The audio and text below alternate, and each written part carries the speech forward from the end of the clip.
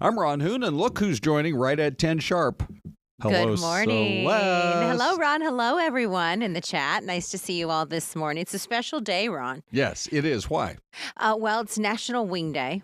That's great. It's also National Lasagna Day. Correct. But, and we've been asking people to give us their opinion about that. And probably, though, the most important day is this is the day, my friend, that we are talking about these T-shirts. Yep. And many of you would like one. This is exciting. There's so much happening. Okay, here, Celeste, here's the two-shot. We're going to hold them up and show you guys the T-shirts. Ready? Okay, look at that. You don't want to see our mugs. You want to see what these things look like. And on the back, it's, look, this is so cool. So as you're walking away from people, they're like, oh, look, that person is a Fox 10 talker. Join the FTT family. These are amazing. They were big kudos to the promotions department and Big D. Yeah. It was a big group effort to bring these to so many of you. And we've been chatting about this run for many months. Here's what I need to know from Big D, from Dave. Are we live with the contest yet? Let me just look at it. We should be. Whoa. It started at 10 a.m. Okay. So what you want to do is you go to fox10phoenix.com/contest, right, Dave? Contests. Okay. By the way, that shirt looks sharp on you. Is that a large or a schmedium? That is a large. Fits perfectly. Feels great. Man, it might be my new favorite shirt. Oh, that's great. So we have Mr. Pavoline who said done. Oh, he already jumped right on. Yeah. Okay. Dave Rousseau said love the shirts. Okay, so you go to fox10phoenix.com/contest. I think it takes about 2 minutes. Let me see, did we ever get that one? Oh, here we go. Here's the graphic. Okay. Ooh. Fox 10 Talks. I'm a Fox 10 Talker T-shirt giveaway. 10 a.m. Here we are. Must be at least 18 to enter. Yes. Complete rules at the link below. T-shirts available on a first-come, first-served basis while supplies last.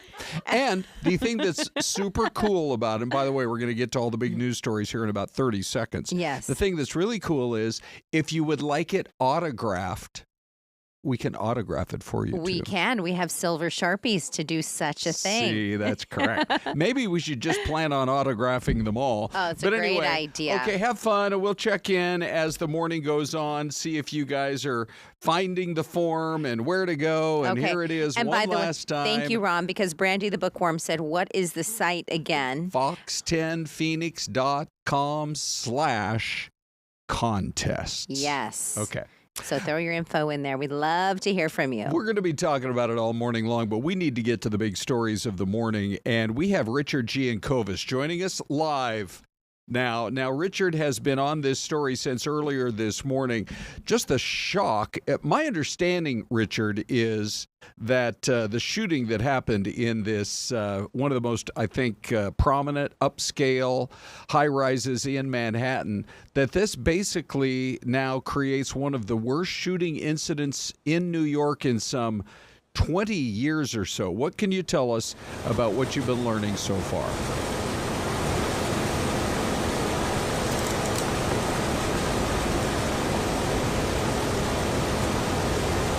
Okay, Richard, take it away.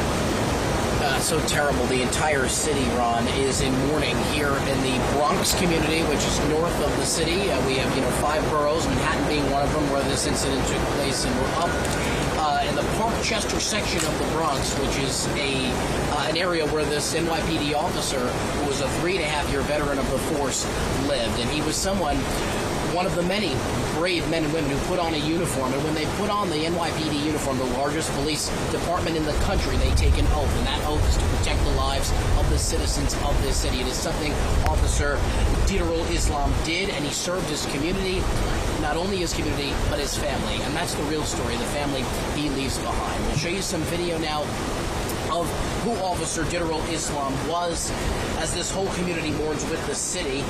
They're overcome with grief here on his street. The 36-year-old was part of New York's finest for 3.5 years. Much of that time was spent at the 47th precinct. He was an immigrant from Bangladesh who came to America with a dream to build a better life for his family. Officer Islam was married with 2 children. His wife expecting a 3rd child. The family members say is due next month. Those we spoke with in his neighborhood today say Officer Islam is a pillar here, a mentor to other men, encouraging them to join the police force, imploring them to be traffic agents rather than patrol officers because he said it was safer. When it came to his family, though, his cousin says Officer Islam was the perfect father who cared deeply about his children and their well-being. All right, so Richard, you know, we've been following it for our viewers out here ever since it unfolded. What about these reports that he may have actually got on the wrong elevator? The shooter was wanting to get up to the NFL offices and might have actually got on the wrong elevator?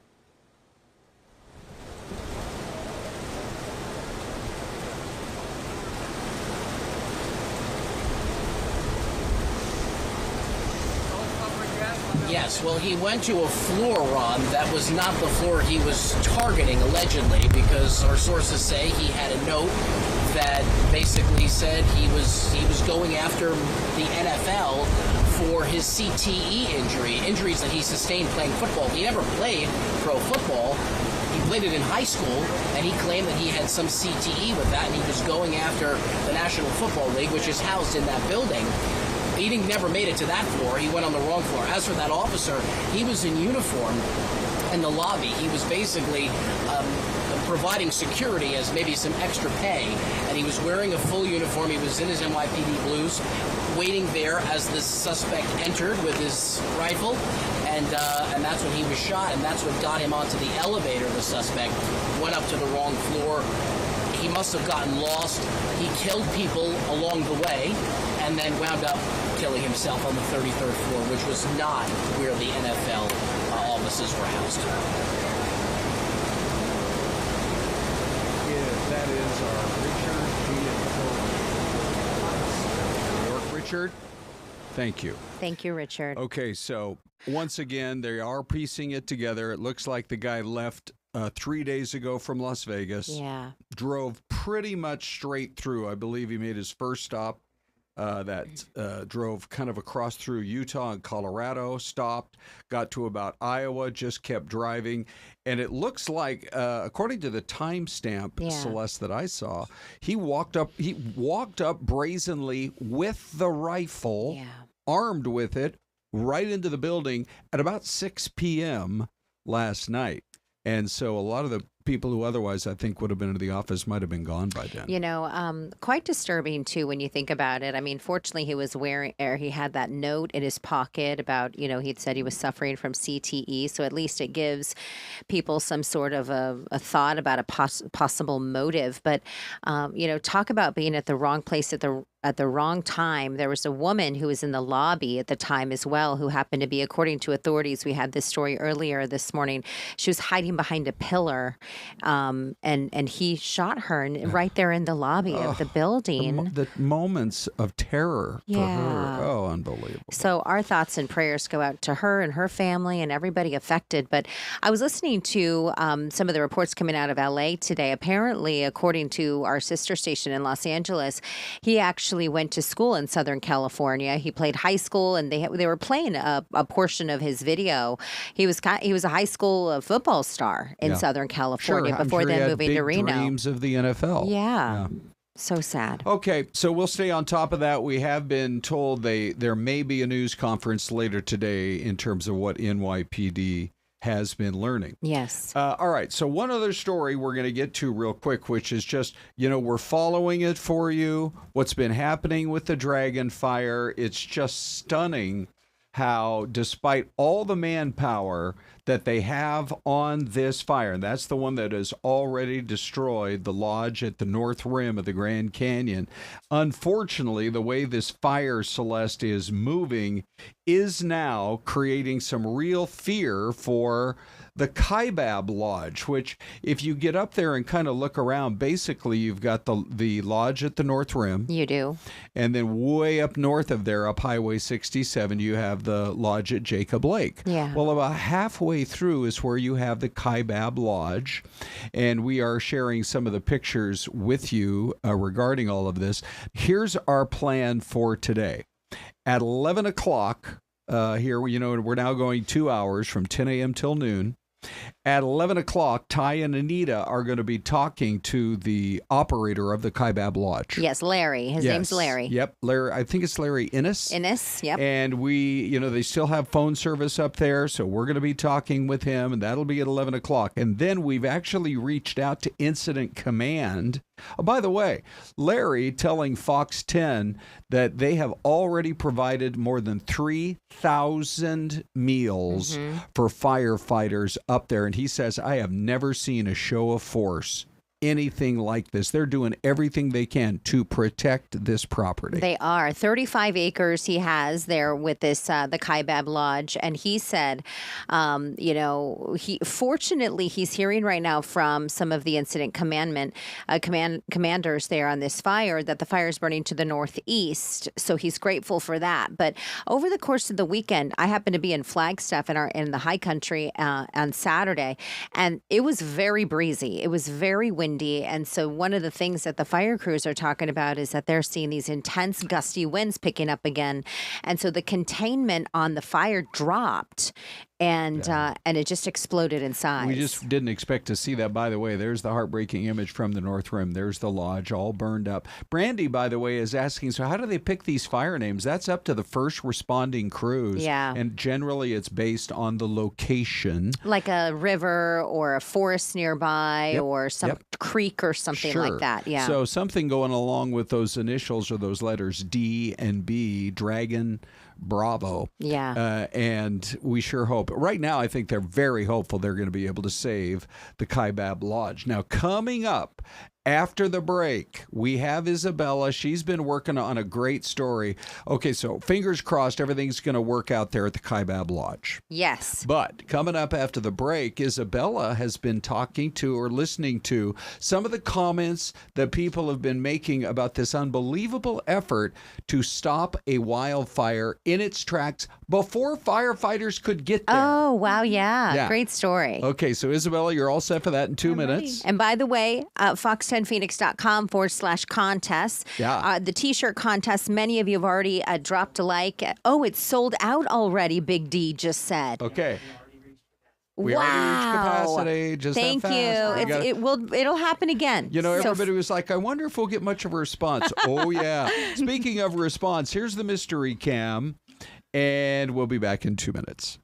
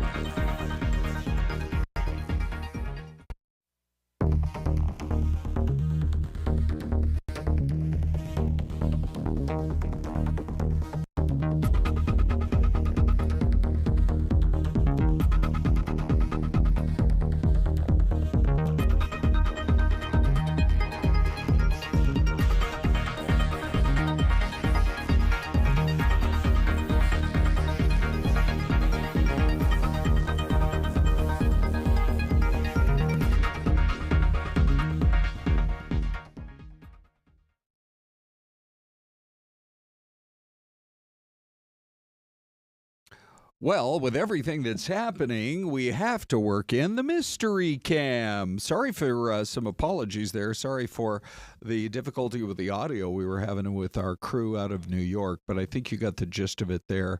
They are still trying to investigate the timeline and the kind of this fellow, there were many questions about how he was able, if in fact he had mental illness, how he was able to get a hold of that gun. But now we got people dead in New York, and I did also see a report that an NFL employee was badly injured in the shooting and is clinging to life in a New York hospital. Oh, jeez. So at 10:16, Celeste, let's turn the page and see if we have any good guesses here for the mystery camp. So we have Jesse Posadas, Washington. Linda Monter said Washington as well. Like it.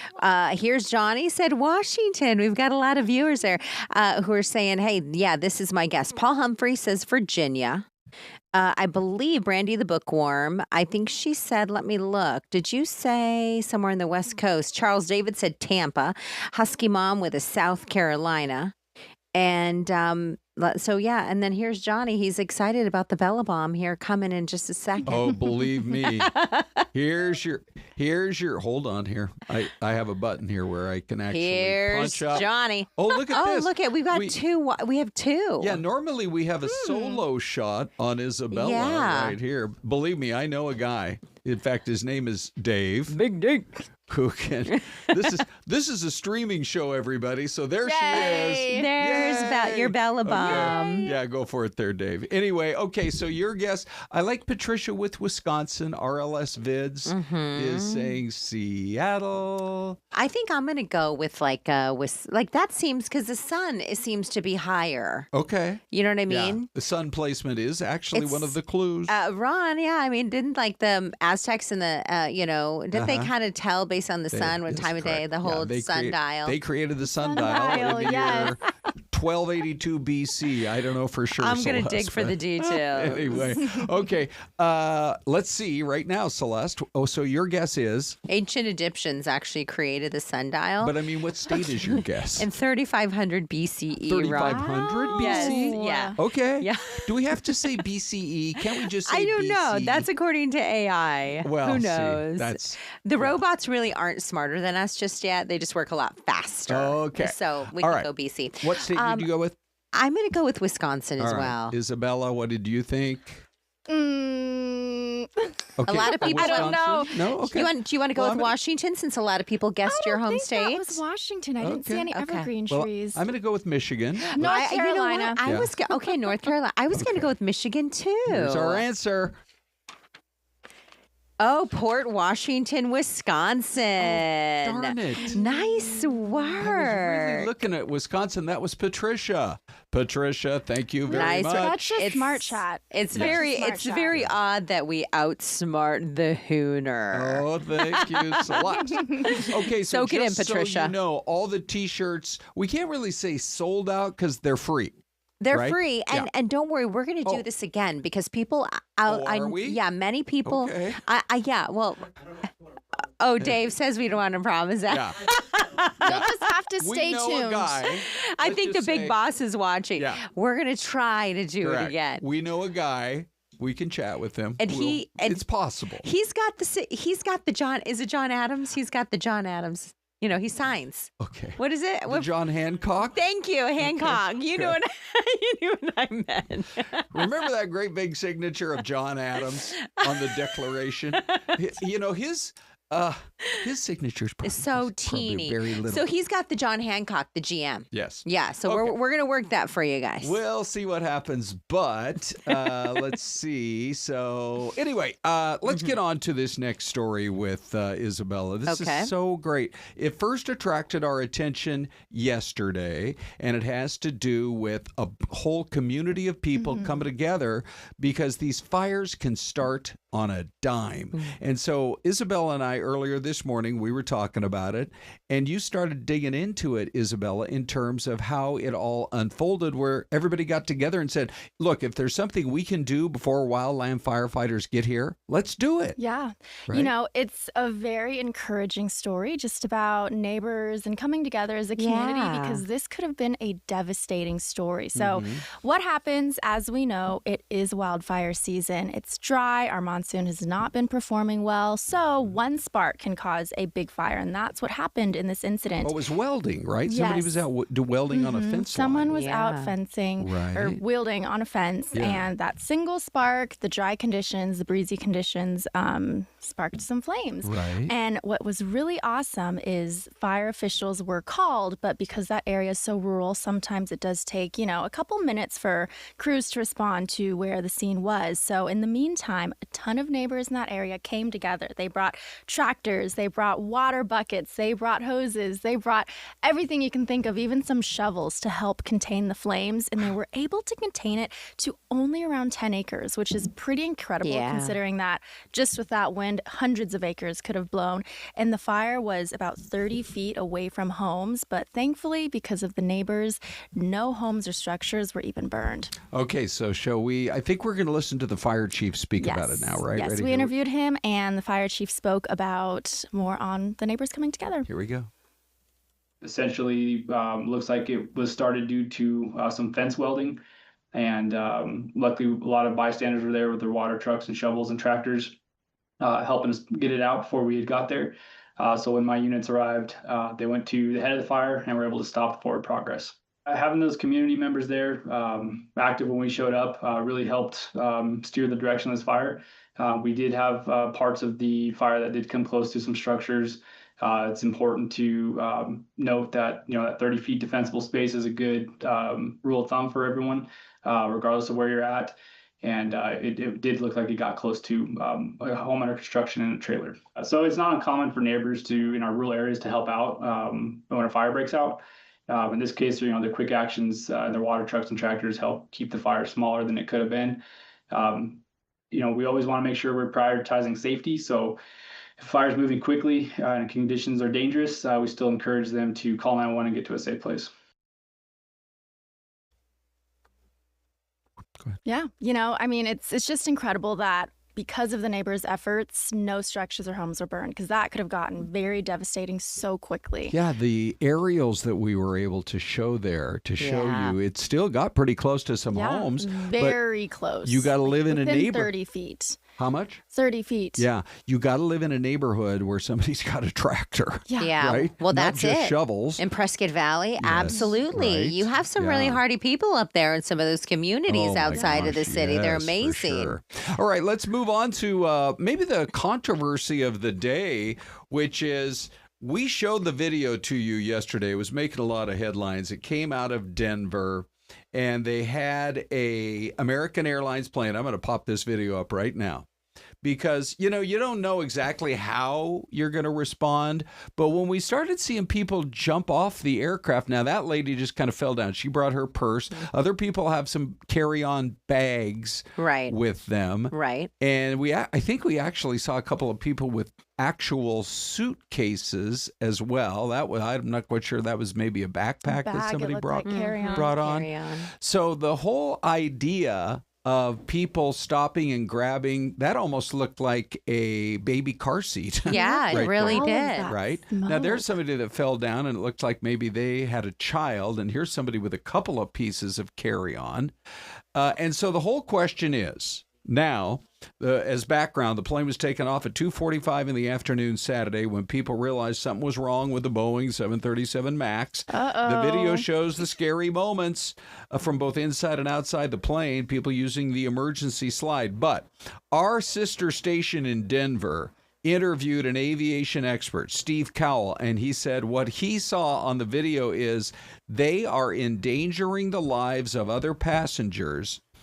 I don't want to put words in his mouth, but I think what he's saying here is if you're taking an extra 10 or 15 seconds per person to reach up into the overhead and grab your bags, hey, there's somebody behind you who really wants off that plane. What if it's underneath your seat, though? And what if you're waiting to get off and you just grab it while you're waiting? I think if you're in line and you're ready to roll and you have it, you're Then in good shape. You're in good shape. But I think if you're taking too much time, Yes. I think, though, to shame these people when, I just think that's wrong. Okay. That's so my- you would grab your purse If I was waiting, an underseat bag. I would not go up into the top compartment. Okay. I would not do that. But Yeah. if my bag was down there and I was waiting to get off, Yeah. I would grab it. I would grab that and I'd go.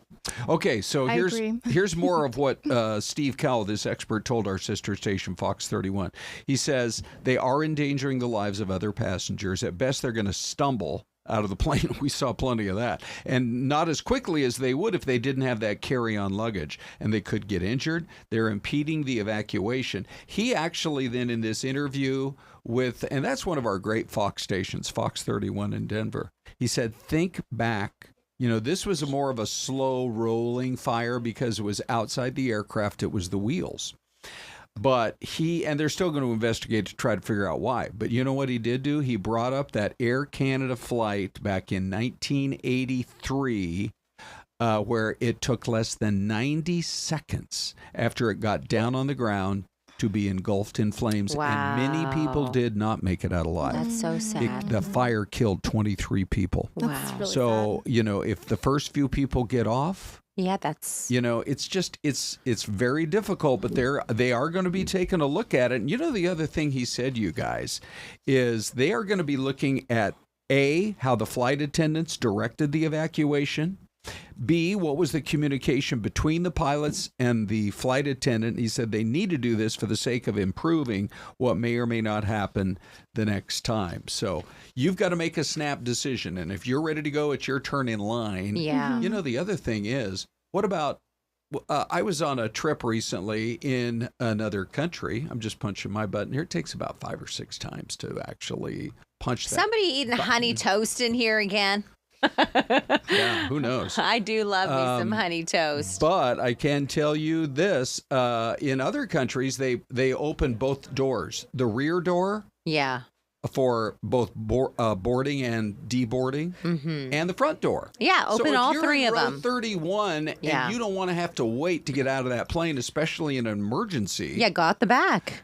So I think that's smarter. Yeah, safer. and I think some airports actually do that when you're deplaning in general. Yeah. I think it's not John Wayne, it's Burbank. Okay. Burbank does that with the Southwest. We flew into Burbank once Oh, with Southwest, really? and Okay. and they didn't pull up to the terminal. They opened up both ends of the airplane, and we Yeah. were sitting in like the end of the plane, Yep. and we're able to get off the plane it's in such the back. a better way to It go. is. Okay, we're going to take a break and be back with several more stories for you starting right at 10:30. Back in 2 minutes.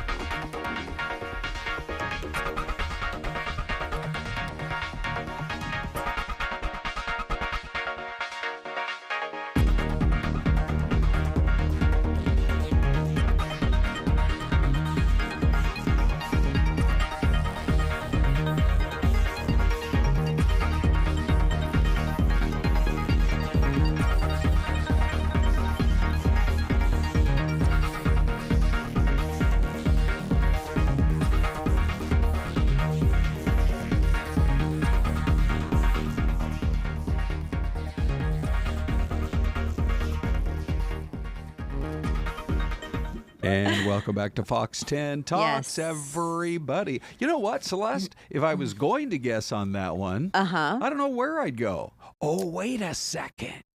I don't know. Wait 1 minute. It's very beautiful. Like all these very like modern-esque buildings. I know. I see that building over to the right. It kind of looks like a Rock and Roll Hall of Fame. Oh, which wow. is in Cleveland. I think Not Cleveland, it's Baltimore. Thank you, Big D. Big D. Yeah, very Okay. cool. So anyway, we welcome you back. And by the way, if you tried to get a T-shirt, they sold out, quote unquote. How do you say sold out when they're not actually for sale? What's the word? What's that, Big D? Ran out. Ran out. They ran out. Oh, yeah. Okay, there's Dave. Well, they ran out. How many feet do they have, Dave? We capped the giveaway at 50. Yes. And they went out in less than 10 minutes. So we're thrilled, and we hope to do it again. Okay. Yes. So, yeah. We're going to try. That's our effort. Hey, by the way, fans of Big D on the Dave Cam, give us your votes on the poll question. Oh, hold on. I'm going to get. I just punched the poll question button, and some guy. This guy likes the poll question, I think. Popped up. He's a and fan. There's the YouTube poll question, but holy cow. You know, we knew going in today we have about 12 irons in the fire of various live shots and whatnot. That's what makes it fun and exciting, Ron. It is exactly what makes it. It's very spontaneous. Yes. I wonder, though, because we are going to need that poll question up in about 3 minutes. So we'll work on that. Whatever. So I think somebody seized control. Yes. Of the feed of the poll question. Seized control. So we will talk more about that coming up. Fighting words. Right now at 10:32, now that egg prices have finally come down, I'm very happy about that. Me too. I love eggs. Yeah. By the way, the poll question's back. Here we go. So be sure to cast your vote on this. We got the story coming up in about 5 minutes. Is it okay to talk religion at work? Only 13% say yes, it's a free country. You can say what you want. We have free speech. 38% say no, I don't want somebody pushing their religion on me at work. And almost 50%, Celeste, say, you know what, it's okay to bring it up, but please respect my choice if I say no. Oh, interesting. Like if somebody is asking you if you'd like prayer or if you have questions about Jesus or like that type of thing. Could be another religion.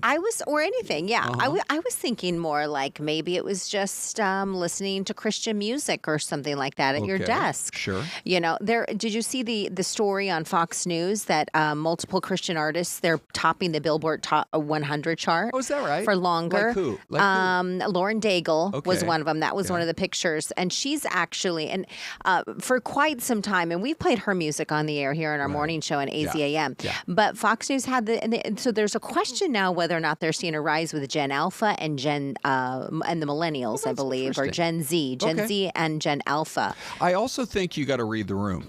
Because Celeste and I, we're both church-going people. We are. Yes? Oh, we are. And so, we'll talk about those kind of topics. Yeah, we will, because we're desk mates. And so I'll go, Ron, what about this? Or but then if there's somebody else that they're not a church-going person. That's okay, too. Maybe you don't really bring it up that much, right? Exactly. Yeah. Like, I know, read a room. That's actually a really good lesson in life. Now, here's the one rule. Unless your grandson says the opening prayer at church on Sunday, which Mason did on Sunday, and he said, I was so nervous. Did he practice at home? I think he just winged it. Wow, what a guy. Way to go, Mace. I know, Mace. You did so great. By the way, Ron, you mentioned the T-shirts ran out within about 10 minutes. Yep. And we're hoping to do it again. But this is really exciting. Many of you are asking in the chat, how will we know if we won the T-shirt? I believe we will contact you is the plan. Me and Ron are going to contact you. When you say we, what are you talking about? Well, we have a lot of people in a lot of offices here, some of whom I don't even know how you get into those offices. I know. I mean, there's hallways here. All kinds of and they're very nice offices. They really are. Anyway, thank you once again. Though, by the way, the one thing we ask, yes, sir. Celeste, yes, my friend, is that I want to punch one more button here. Okay. Is that once you get it, hashtag it with Fox 10 Talks. And take a picture. Show us out there, just hanging out in the yard or with your best buddies. Or at church. Or at church. Or at the restaurant. Or anywhere. Or at the ball game. Or at the barbecue. There you go. So anyway, hashtag it Fox 10 Talks. I think I'm the only person so far. Would you go to the gram? Okay. And just type in, search Fox 10 Talks. And see if anybody else besides your friend the Hooner has been hashtagging Fox 10 Talks. Fox 10 Talks. Okay, this is going to be interesting. Flip it around, Celeste.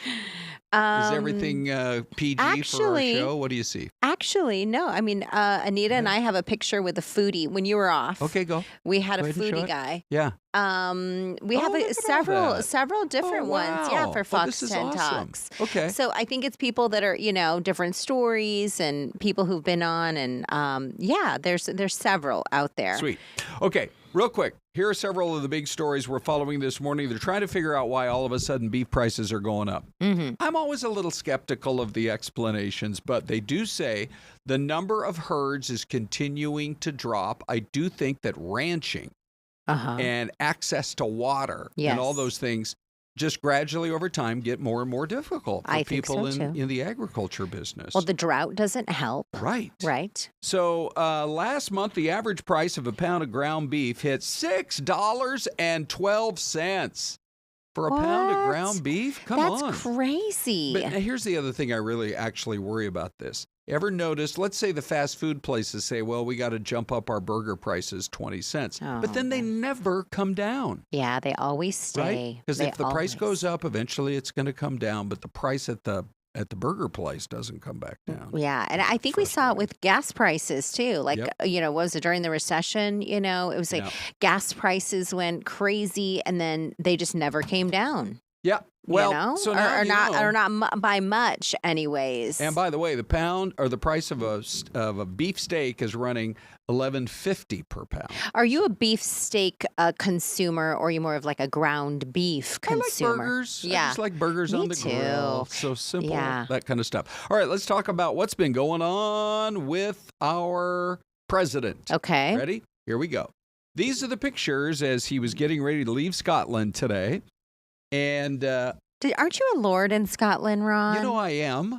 People always wonder, what's that all about? And I bought a square foot of land over there years ago, and they actually sent me a little certificate that said, now that you're a landowner, you're a laird. I bet you could have chimed in on this conversation between these two gentlemen. Kind of shocked I wasn't invited. But anyway, there's the president without a tie saying his goodbyes, and a lot of the staff there. He had a 5-day trip designed around promoting his family's golf properties over there, and then meeting with EU leaders, because that happened over the weekend, and they got themselves a trade deal where they say they're going to open up their markets to everything from our cars to various other products. That's not been the case. If you go over to most European countries, you're not going to see a lot of General Motors cars. You aren't going to see a lot of. You do see some Ford vehicles. There's the president crossing. I mean, what the are we talking about? What type of vehicles are we? Rolls Royce? Where are those? England? I think those Rolls come out of England, Britain, and Jaguars. Jaguars. Oh, by the way, so here he is with the salute, and then he's going to climb Marine One. Meanwhile, back in Washington, Chuck Schumer says somebody somewhere needs to launch an investigation into the president and the whole Jeffrey Epstein thing. Here we go. And then we have Jeffrey Epstein. The more time passes, the less we all know about the truth behind Trump's relationship with the late billionaire predator. Donald Trump promised he would release the Epstein files while he was on the campaign trail. He made that promise. He has yet to do it.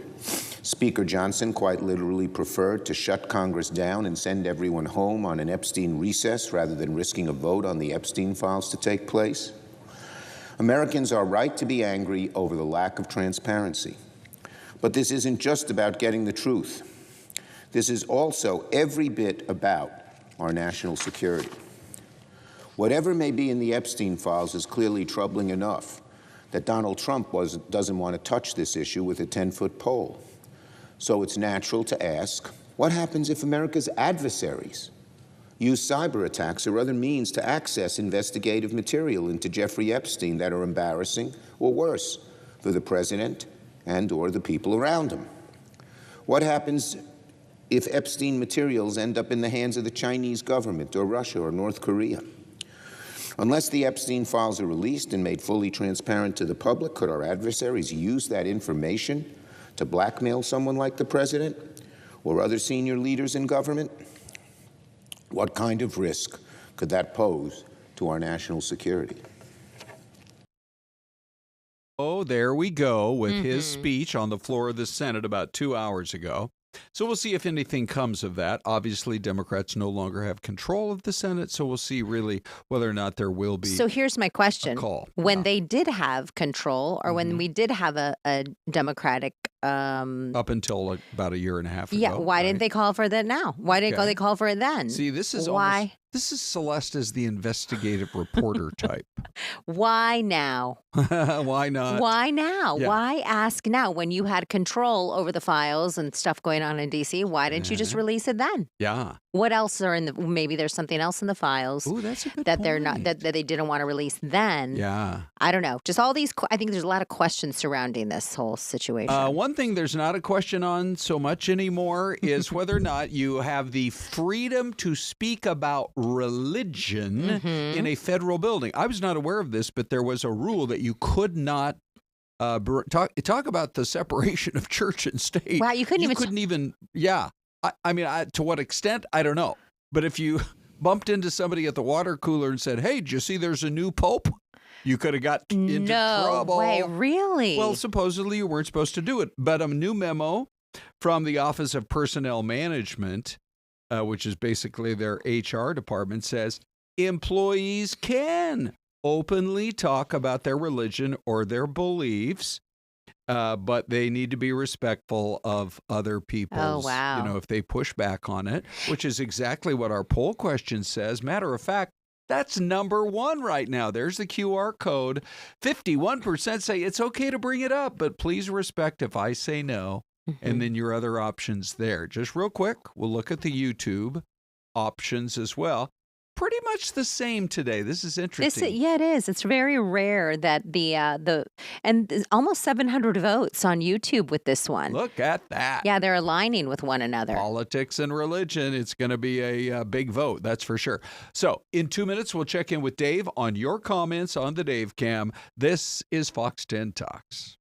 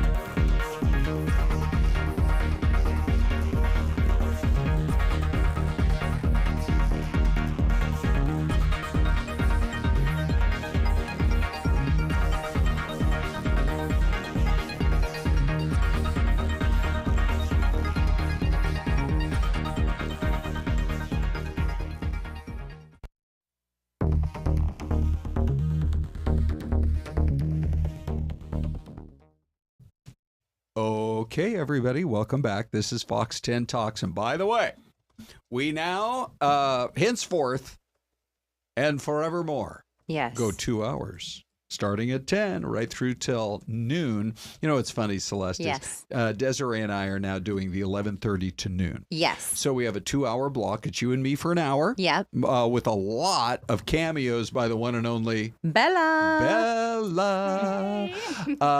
And then it's, of course, Ty and Anita at 11, and then Des and me from 11:30 to noon. And yesterday, Yes. when we wrapped up our first half hour, she's like, really? It went that fast? It goes well now. really goes And it's almost 10:45 already this morning. I know. We better goes get by moving. quick. Let's talk about this video, you guys, because I think everybody in the country by now knows about the CEO who was dating the HR, which Yes. just right out of the chute, if you're going to date anybody in the office, maybe That HR. not the HR person. I can't imagine she's gonna get another human resources job Yeah. at any other organization It could be a while. because right? she's yeah. Well, will the CEO get another job? I mean, fair's fair. I don't know. Maybe they should just like go work as a barista somewhere. Maybe they should be like that couple on that ABC morning. Was it ABC or the morning show? Yeah, the Good Morning America. Where they were found out to be spending a little too much time together, shall we Yeah, say? I mean they're Whatever doing. happened to them? I don't know. Yeah, I know it. then hanging out too long in Correct. that audio booth, maybe. That's why we all keep our distance from each other around here. I used to do the when I was anchoring the noon show. Yeah. I would anchor with Rick D'Amico. Oh, and Rick Rick. was here. We voiced the headlines at the top of the noon hour together in the audio booth. Yeah. And Rick was like, "We hang out in here too long. People are going to be thinking something's know. up." I Rick was like, so "Let's hilarious. hurry up." By the way, if any of you guys remember Rick, who was on Yes. our morning show for years, if you want to say hi to him or you have like a memory of I remember this with Rick or whatever, Yeah. we'll look at it in the chat and we'll screenshot it and send it to him.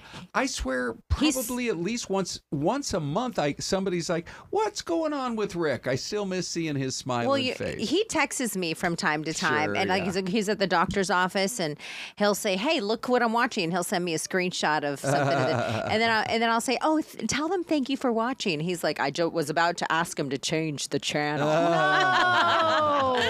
You know, he's always been a jokester, but he's very active on Facebook, so check him out if you miss him. Want to say hi? There you go. He's also on X. Right now, though, let's talk about there's a new twist now in the Coldplay Kiss Cam. I was not aware of who Lionel Messi's wife Are was. you kidding me? She's Beautiful. rather Yeah. stunning, I will say. And so this is them. They went to the Coldplay concert, and they then got caught on the kiss cam. Are they ever going to kiss? No. I don't know. I don't think they kiss on this one. Oh, do they not? I don't know. Let's want to wait it out and see. Well, you know, we talked about this Aw. yesterday. Sometimes we have time for a 20-second clip on TV, but we get fed 2 minutes or 3 minutes or that kind of thing. And so, anyway, I This guess was that's all we have. This was at the Hard Rock, was it Arena or whatever it is there in Miami, in Florida, Yes, right. because that's where Lionel Messi plays for the professional soccer yeah. team, and he's a part owner of the team as well. Yeah. And I remember the big controversy when he was leaving his professional club and was it I can't remember if it was Madrid or he was leaving them and coming to Miami, but he's like, I just want to chill. Like he's he's a little bit older. He wants to hang out with his beautiful wife. Yeah. And, we're a big soccer family, so we are huge fans in our house. But it's very cool. It's so cool. So very anyway, cool. that's his wife, Antonella Razzucco, and they had a scandal-free Jumbotron experience. This was Sunday, like Celeste was saying, down there in the Miami area. That's the same stadium, I think, where the Dolphins play, right? The Hard Rock Stadium. Is Tua still with the Dolphins? He sure is. He's amazing. And so they were all smiles and greeted with cheers from the crowd as they were blasted on Coldplay's now famous Kiss Cam. So amazing. So everything worked out, I think, really well for them. And honestly, this has so many, people are getting so much mileage out of this. Yeah. Just the fact that the company none of us had ever heard of, called Astronomer, Yes. goes out there and hires Gwyneth Paltrow on a very temporary basis to be Right. their Yeah. spokesperson. Uh-huh. That was so interesting. Yeah, right? Yeah. Very interesting. So anyway, that was just hard to believe. That's now been just about a week ago where they both sort of tried to slink away. Let me ask you this, you guys. Yes. Would they have gotten in trouble if they just smiled and waved? But the whole thing about he like sunk below the bleachers. And she turned around and hit her face. Okay, now Bella says, I don't think they would have got away with you know, it. Yeah. If you see any of those normal kiss cams, it pans on someone for maybe 5 seconds. Yeah. So if they just acted normal, it would have gone to them and then panned to the next person, and it would have been fine. But because they acted so odd and it was recorded, that's when the person was like, oh, this doesn't look right. And didn't Chris Martin say, I wonder if somebody's having an affair? Yeah. Right? Yeah. So, if they didn't act in that way, I don't think it would have called that much attention to them. And then this might have never been a thing. Or maybe if they just would have never cheated on There you are. You know, and Correct. never began, you know, get a divorce. I heard somebody say this, and I said, you know, you're right. Get a divorce or separate or do something or say you're, you know, and we don't know what was going on in their personal lives already. But it's like, you know, the wife, I think of his wife had reportedly like turned off her Facebook page. Completely got you rid of know, it. it's like she, you know, that's, and they it's both gotta be have so young embarrassing for kids, her you and their know. family. I feel bad for the kids. Like they go to tell you school. guys where. Let me just tell you where else love is in the air. We got the big dog in the house too. Yeah, we do. Love is in the air in the spider world. Yes. In the tarantula world. Yes. You're probably going to be seeing more tarantulas now for the next 2 or 3 months. I've only seen one in person. Lucky. Oh, we just heard big news, everybody. Hold on, ladies and gentlemen. Big news, Tarantula breaking. news update in a moment. Breaking news. But we just got the word. Let's go to Dave on the Dave From Fam. the He big just had a boss. high-profile meeting, Dave. That's Tell me right. what you High-profile heard. meeting with our general manager, Mike Lewis. He assures us we will order more shirts. Yay! Oh, that's the best news all day. Oh my isn't goodness, it? that's so great. Yeah. So many of you in the chat have been asking about it and saying, hey, when can I? And S. Marino, I think you chimed in a little bit late, just about 10, 15 minutes ago, and you said, hey, where's the link? And we ran out about 10 minutes into the show this morning, so we will wondered, order more. Yeah. Oh, that's so great. It's going to be okay. so great. Thank you to the big boss there for that. That is Yay. wonderful. Okay, back to the story about tarantula. You know, I mean, we start a story, we got to We finish it have out. to. We have a duty. Yes, correct. This is Celeste's story of the day. Celeste, so you take it away. What's happening? Oh, apparently it's groups of young male tarantulas who are on the prowl looking for the ladies. Yes, you might see a group of them. Okay. A group of tarantulas. Maybe Yes. you don't know the gender, right? Yes. It's hard to tell. Right. Because they're so like creepy crawlies and you're not going to be looking for it. But okay, so a group of male tarantulas, this is their mating season. Yeah. So they are cruising around the desert like the hot guys in Old Town Scottsdale on a Are they all Saturday hot? night. Are those guys all hot? I mean, it's dark. I don't know, Ron. I'm assuming. Okay. Who knows? Celeste could be a bunch of guys with beer bellies. If out they there look like looking for Lionel love. Messi, Ron, I'm all in. Yeah, right. I'm married though, so and happily married, by the way. Yeah. But so apparently, a group of them, you might see them in groups, tarantulas cruising through the mountains because it's mating season It's mating until season. October. Have you ever seen one in person? I've never seen a tarantula in person, and I'm born and raised here in Yeah, Arizona in the right. valley in Tempe. Yep. I have never seen a live scorpion in the wild. That blows my mind. Yeah, So the I used to wild. live out in the orange groves of North Mesa out by Falcon Field, and they love the cool, moist soil there around the- when you do the irrigation Yeah. of the citrus trees. Holy cow. I mean, you'd see them all the time. Well, out there. Dave Brousseau said his brother had a tarantula for a pet. Now, let's go to Isabella. Have you ever seen a tarantula? In my short 22 months Yes. in Tucson, Here we go. I saw 6 tarantulas. Wow. You did a lot of hiking. Did you see him hiking or at the house or apartment or where? So I lived like very in the outskirts of Sabino Canyon, like in the beautiful beautiful part. nature. Yeah. There was a tarantula, I like to call it a little tarantula house, like right by my front door. Oh, I'm wow. not even joking. It was like, Tarantula house. so, I mean, maybe more of a cave, More but of a condo, but okay. yes, there was a hole right loft. off of my doorstep, and the tarantulas would go in and out of it. And so there's this one tarantula. I think he wanted to be my friend. Every time I left for work, and at this point I did the evening shift, so I'd come Okay. back home at like 11 p.m. Okay. And as soon as I turned the corner, he's there waiting for me. Oh my God. Are they a nocturnal? I don't know. The only one I ever saw. He would wait for me, and once he saw me, he'd go back to sleep, but he always made sure I got home. Did you, during your time in Tucson, I'm going to go ahead and punch this other camera. During your time in Tucson, did you ever go down to Madera Canyon? It's so beautiful. It's about an hour, a little more than an hour's drive south. Did you ever go down that way? I did. I drove through it when I was doing a story down there. Oh, nice. Okay. So that was the one and only time that I've ever seen a tarantula. Yeah. And we were heading, because it's like a straight road almost into a dead end where you hit Madera Canyon. Yes. There's like a campground, that kind of thing. I could see this. I'm not kidding. I saw the tarantula from a half a mile away. Wow. Because it looked like. How big was it? Use your 2 hands. Show me how big. Well, no, it was not that big. No. I wanted to start about like this. Yes. Like now this. that I think about it, and it's been like 30 years. Oh my goodness. It's about. Anita, come on over, sister. It was the size of a small hand. Oh, Because you okay. could see it as you're driving down the highway. Yeah. Visualize like the hand of like a 10-year-old. Yes. It was the size of a 10-year-old's hand. A 10-year-old's Slowly. hand. And I said to Renee, I said, we got to stop and actually experience this.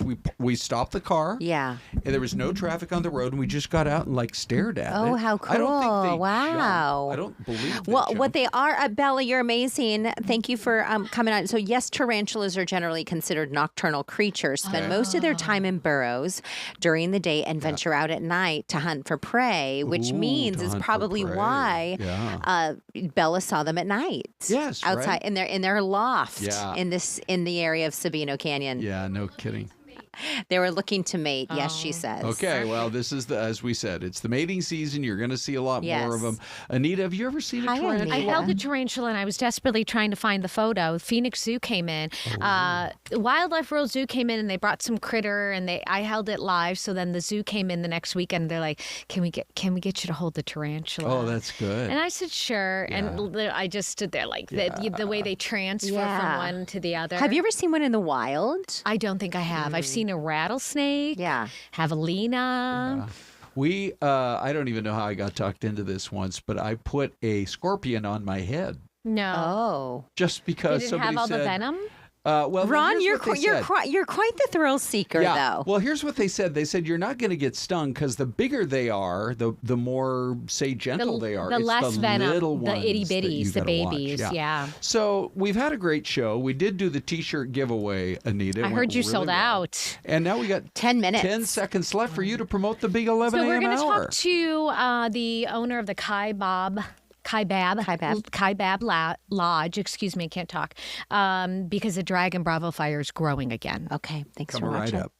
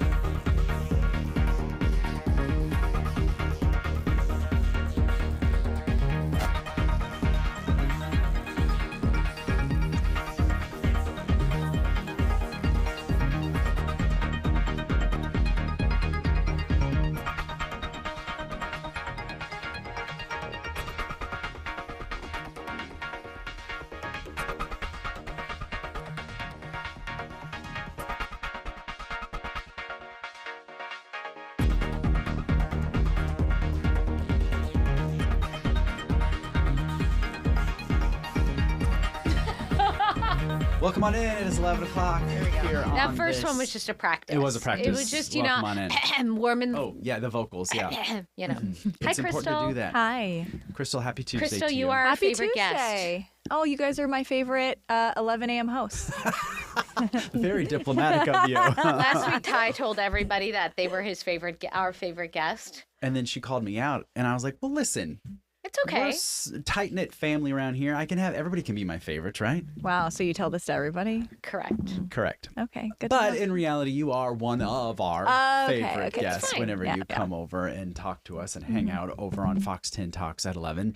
But we're going to keep things rolling here on YouTube because there are some pretty big developments this morning, especially when it comes to those wildfires that's burning up north. And that's why we brought in meteorologist Crystal Ortiz to talk about those weather conditions. But let's first of all just kind of talk about the very latest with that Dragon Bravo fire this morning, which is the largest.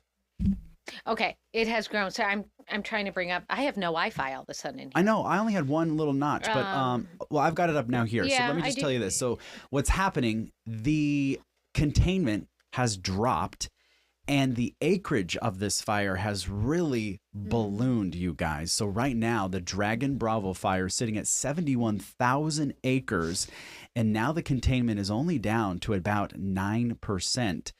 Now, this has been pretty destructive. And look at these images from when this first started early in July. And then this thing has been burning nonstop since. And they keep throwing these resources at it as well, just to try and get these flames under control.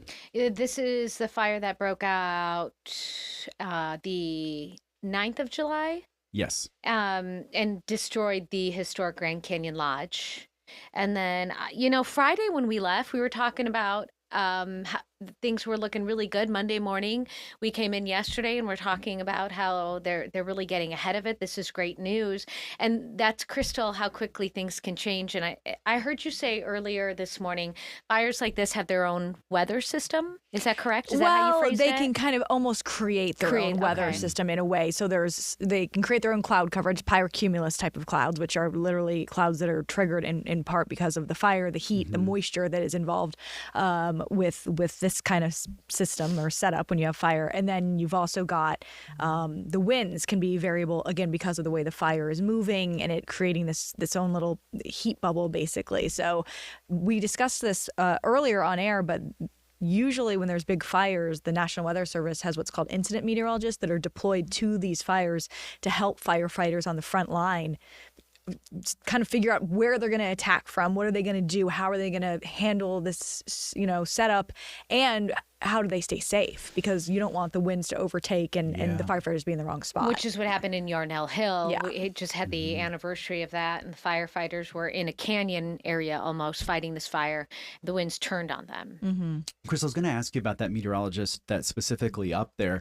Now, do they come from the National Weather Service and they're kind of like dispatched up there? Or is this kind of just a meteorologist that's like, quote unquote, freelance? Yeah, so it's dispatched from the National Weather Service. So Okay. certain National Weather Service meteorologists will do the proper training and everything Sure. to become an incident meteorologist. Wow. And then, they're deployed to scenarios like this. I mean, where you're a fires meteorologist, are. but that's got to be a lot of pressure Oh my gosh, on that yeah. one individual because, I mean, they really do have lives at stake, as we have unfortunately seen with Yarnell Property, 19, as you history, mentioned. Yeah. Yeah, absolutely. And also these situations are difficult to forecast. Yeah. I mean, it's erratic. There's ever-changing conditions. Being out there, it's hot. It's Yeah. super long hours. So they're like, superheroes really when it comes to making sure that the team is safe. So they're basically like out in the field, like alongside these firefighters, just kind of monitoring everything. Yeah, that's they're going sent on. out to be on scene so they can get the latest info and make sure that they're communicating everything. So And I know maybe a little tease to tomorrow morning. You've kind of been in contact trying to get an interview with that. yeah, individual. hoping to head it up. Obviously, they're very very busy up there, so I'm not certain we'll be able to chat with Sure. them. But if we are, we'll try to get that on the morning show tomorrow. The incident meteorologist, at least one of them that's up at the Dragon Bravo fire, is actually a former classmate of mine back Oh, when wow. we're both at ASU doing our meteorology program. That's cool. So yeah, now he's at the National Weather Service Flagstaff. So It's so interesting that they're actually out in the elements. Not only are they forecasting, looking at the models as to like which way the wind is blowing, but they're standing there just watching all of that moving, and it's incredible. yeah, experiencing it is, I would imagine, obviously I've never been that way, but I would imagine is a totally different beast than being in a studio Yeah. or being in an office Yeah. and making that forecast is.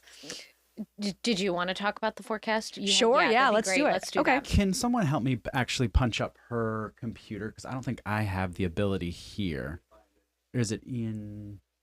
We're going to get that. Well, I'll talk about it, and then once we get the graphics up. Yeah. But currently, I was just looking at the wind gusts to see how things are shaping up because we were expecting they'd start to increase again, as they have been the last few days. And unfortunately, that's what happened over the weekend. The winds got quite strong over the Kaibab Plateau, which is where this fire is burning. And then as a result, it started to get away from them a bit. And the winds increased again yesterday afternoon. They are starting to increase again. So again, I don't have my graphics up for you guys, but I'm looking at them, so I can just tell you. I think if you go to the second page, it'll say weather graphics. No? No. Okay, I thought I heard Dave say they're up. So the wind gusts right now in the general vicinity, like Bright Angel Trail is reporting gusts at 16 miles per hour. Right along the north line of Arizona, just south of Utah, there's some gusts reporting to 20 miles per hour. So we're in that like 15 to 20 mile per hour range, which is certainly gusty enough that it's likely creating some issues again for crews there. And it should pick up a bit more into the afternoon. So gusts like 20 to 25 are expected. There you go. Now you're looking at the current wind gusts around that. We had a question from Charles David asking if there was air support, and I'm Googling that to see. Oh, yes. Yeah, and something like this. But we've had wildfires recently.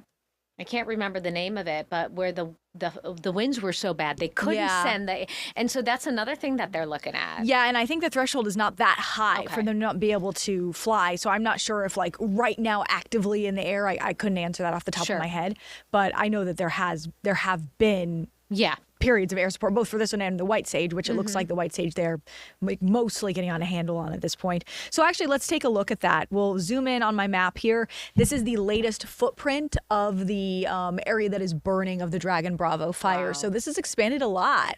Yeah. Even just this morning, I updated from yesterday when meteorologist Erica Horvatine had this graphic set up, and there was an increase just since yesterday that they put out of the footprint. So this is the general area where things are believed to be burning based off of like satellite imagery that's picked up. It's not necessarily absolute as to where things have burned, but it's usually a pretty good rough idea of it.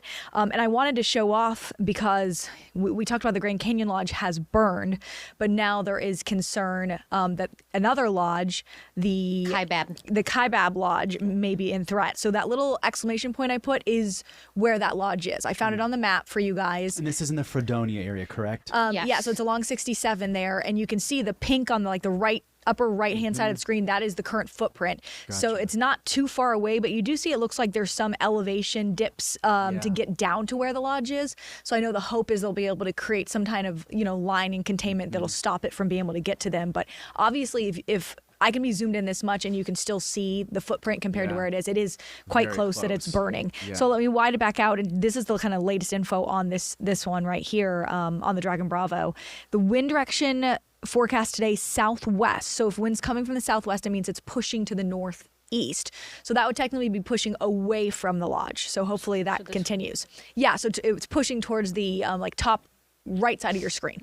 And then the forecast gusts in between 20 to 30 miles per hour, which we're already starting to see pick up. Yeah, still windy. It's similar to what was yesterday. And then high temps kind of in this general area, depends on the elevation, anywhere from low to like middle 80s are likely. So it's also pretty warm for firefighters there. Question in the chat, sure, if you don't mind, while you're talking about winds. Hopefully we can try to answer this. If it does get windy again, this is Brandy the Bookworm up there, and it goes the direction of the actual canyon, or does it just go the way that it has fuel to burn? Oh, okay. So yeah, that's a good question. I mean, it moves generally the direction the wind is pushing it. So if the wind was pushing it towards the canyon, then it would grow that direction. And I think that I heard someone saying that that's kind of what they were hoping for, is that it could kind of get into parts of the canyon where it would maybe not have as much forward momentum burn anymore. Itself out maybe in there. I don't have enough knowledge to speak on it directly, but I know that I think I read something.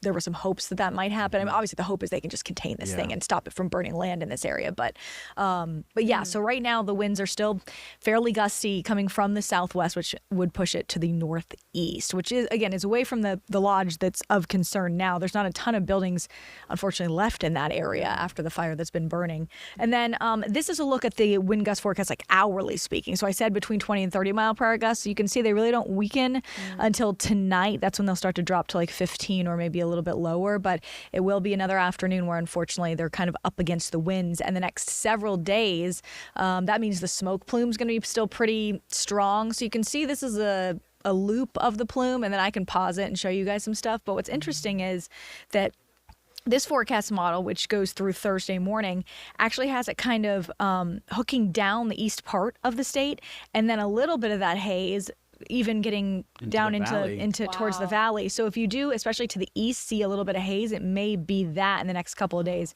I'm going to do this slower so you can see. Today through the evening, that deep purple is where there's like dense smoke. It's up towards the Page area. That's the general direction it's going, and then up actually into Utah.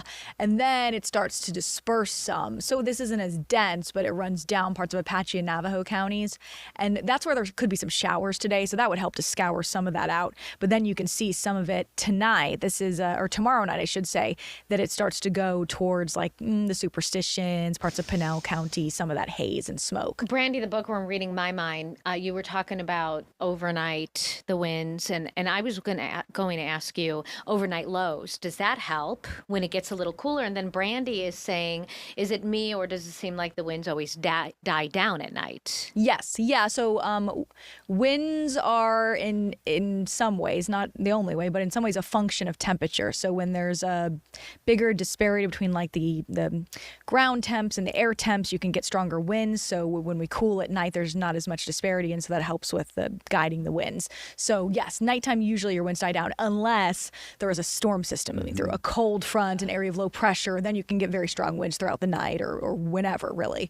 And then I'm sorry, what was the other question you asked me? I was asking about temps when they cool down at night. Oh, sure. Yeah. I mean, that just helps the firefighters too, right? It gives them a little bit of a break. They're not working in those conditions, but then the fire, I'm sure it helps in that sense as well. Yeah, and a big thing that helps is the humidity starting to increase a little bit, which may increase some over the next couple of days. There is a low chance of showers and storms for this area by Thursday. Yeah, but you just have to kind of feel for those fire crews. I mean, they have been out there, as we mentioned, since the beginning of July, working nonstop, and this fire is just proving to be quite a behemoth. Almost a full month. Yeah. I mean, it's the 20, today's the 29th, so that's 20 full days. Yeah, The Kaibab Lodge, you guys, I believe will be celebrating its 100th year. It's 100th birthday, and so I think a lot of people are holding their breath and really hoping the fire continues to move away from it. Yeah. Because we already lost that beautiful Grand Canyon Lodge, as well as 70 structures up there on the North Rim. So, Crystal, thank you so much for you're this. so smart. We We love appreciate it. when you come on, and we're hoping, or fingers crossed, that you get that interview with that meteorologist, because I think that'd be Yes, he'll add he's far smarter than I am, so Well, he'll add a no, I lot think more you are information than I can. fantastic. We'll run that and maybe have you back tomorrow if you want, so you can kind of explain to us what he explains. Sure, yeah. Perfect. All right, Thank cool. you. Crystal, Thanks, we'll be guys. right back Taking a in 2 break. minutes.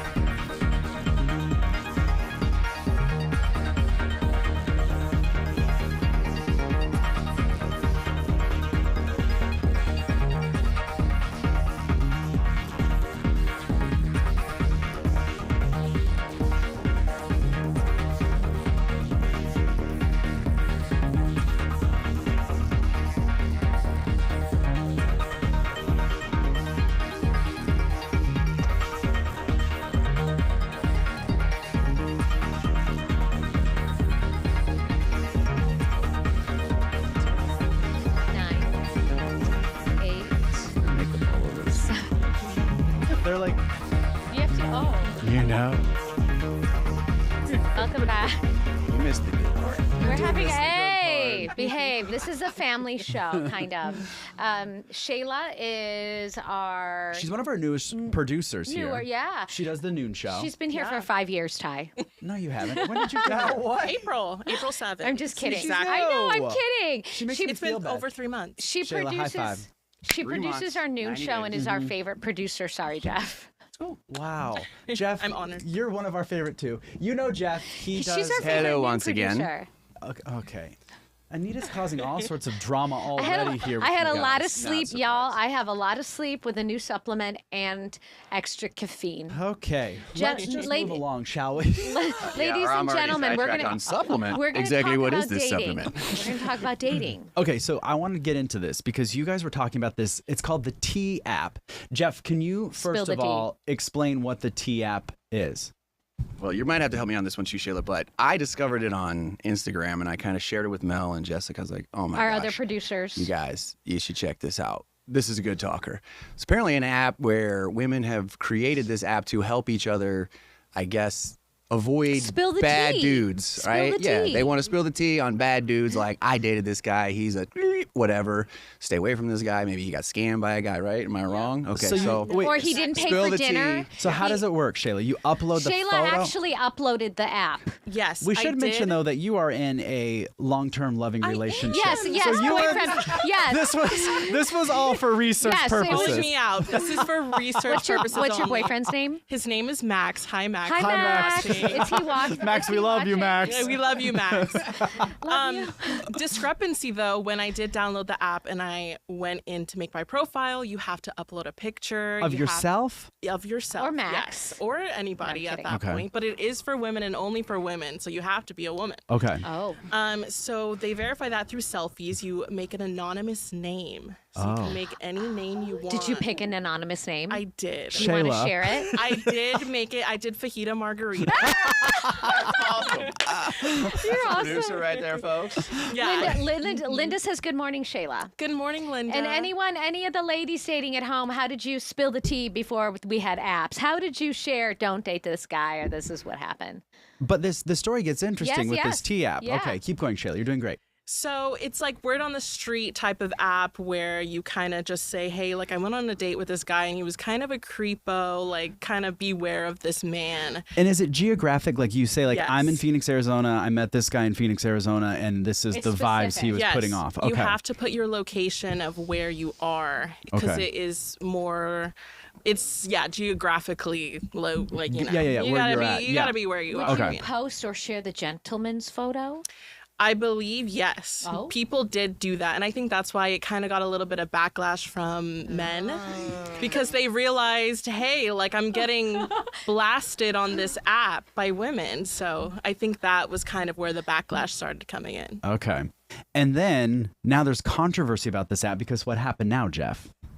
Then the fun part started. Somebody hacked it, The entire app. hacked the app, and then released, I think, 75,000 members' So information. Fajita Margarita, your picture's out there somewhere. Fajita Margarita is Allegedly, my photo is out there in Max the is surface. in like 2 weeks. Max is going to get this notice from someone and be What's- like, Yeah, what's actually funny is I downloaded the app the day before the hack happened. Oh, no. I was like, oh my God. And I actually did go home and I told Max because the thing is, it also, when you make your account, it asks you what your relationship status is. So I Uh-oh, did so- put that I was in a relationship. Okay, good. You weren't lying. No, I was not Charles lying. David says men need an app to alert the crew Thank of you. crazy women. Oh. And that's Hey. exactly why I pitched the story idea, because my first reaction when I saw this, I'm like, and what about the guys? Because let's be honest, I know women like to say, you men always do us wrong. And it's like, I can beg to differ personally multiple times, so no.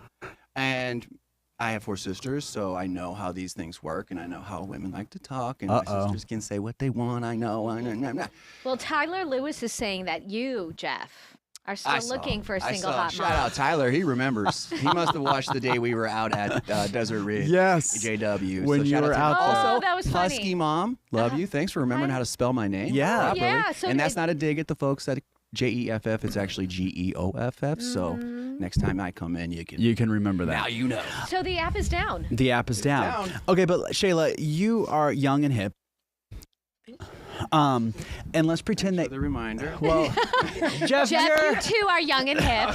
Jeff, you too are young and hip. You're young and hip at heart, Jeff. Yes, Just kidding. Exactly. But Shayla, I was going to ask you, like, if you were still like on the market looking to date, do you think that app is something that would actually potentially help you?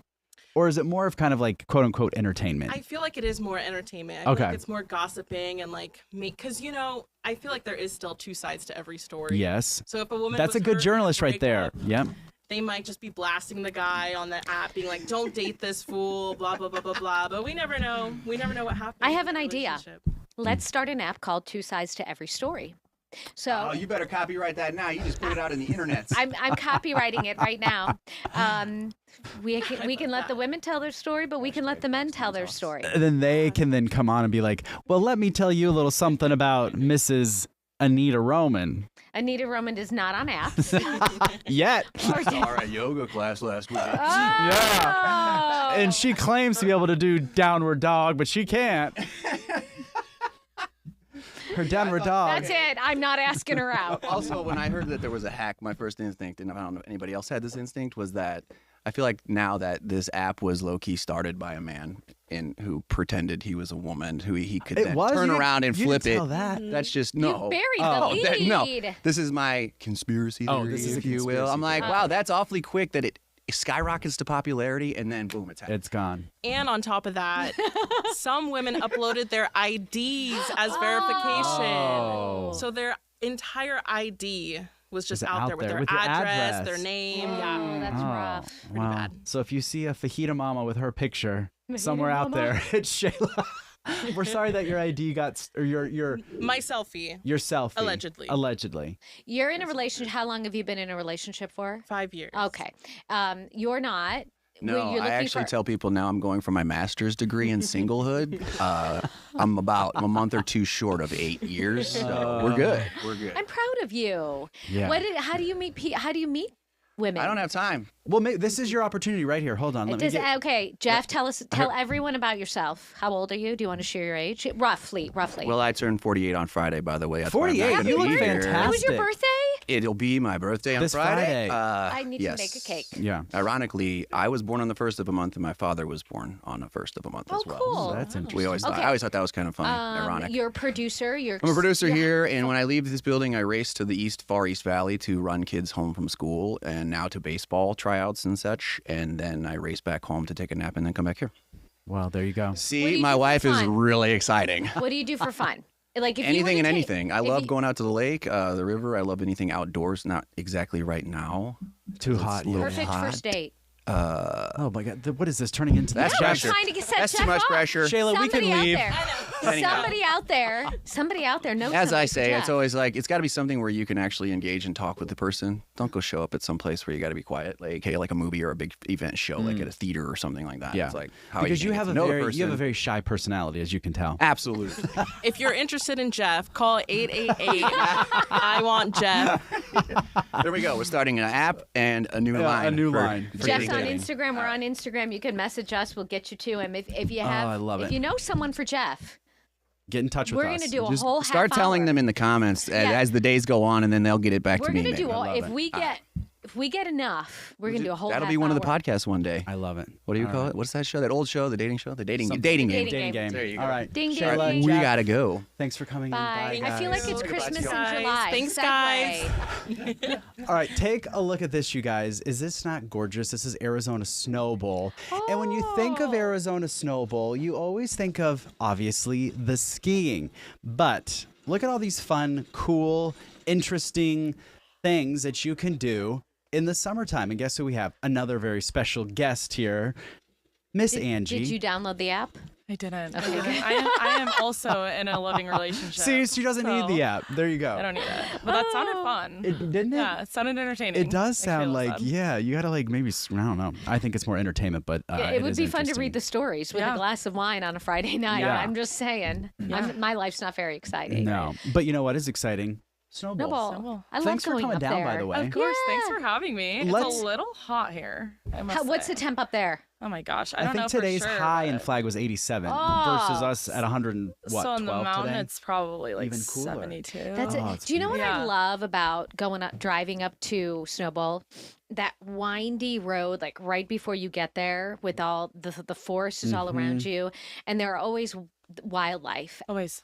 wild, like deer. Yeah. and Yesterday, elk. as I was leaving on Highway 180, there was a little deer trotting by, and then there was a fox or a coyote. And I Yeah. was like, what is going on? It's like, Like 2 in 5 minutes? Okay. It's like a movie set up there.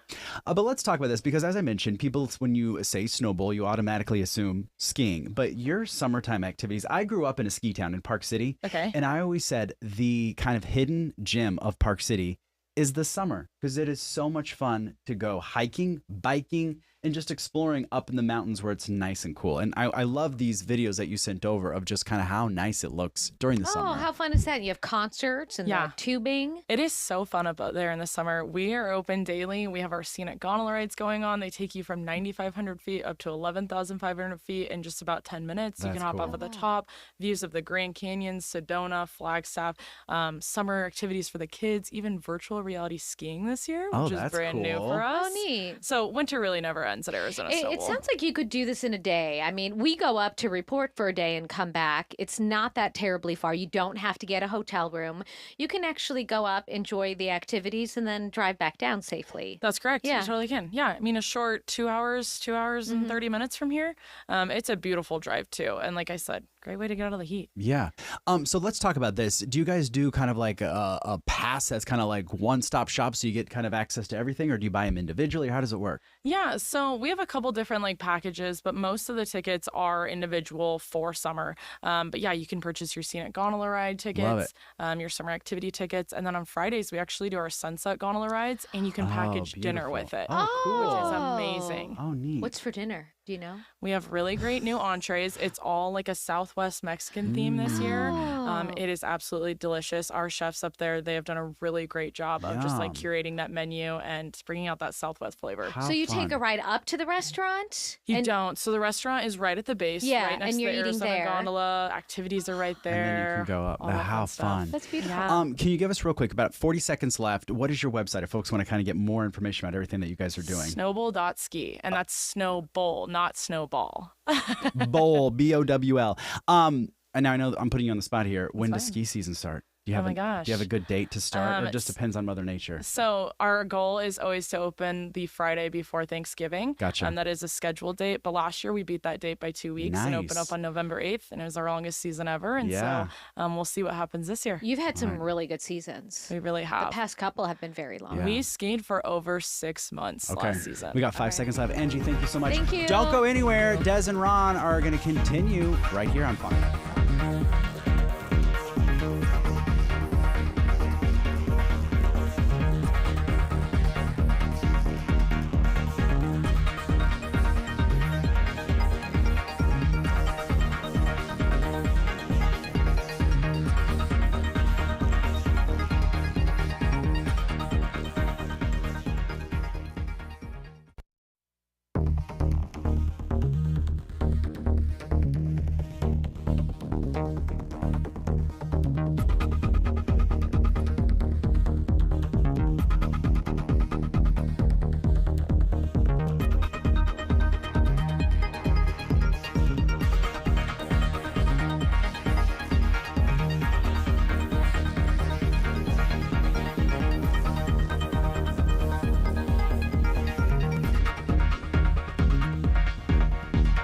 Weekend, can you hear us?